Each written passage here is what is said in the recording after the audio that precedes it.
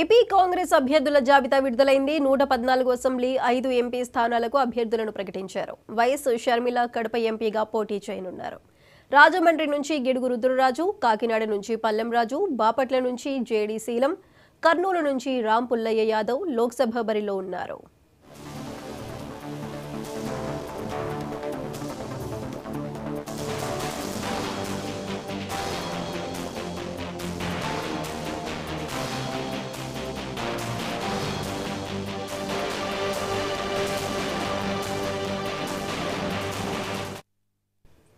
AP Congress అభ్యర్థుల జాబితా విడుదలైంది. 114 అసెంబ్లీ 5 ఎంపీ స్థానాలకు అభ్యర్థులను ప్రకటించారు.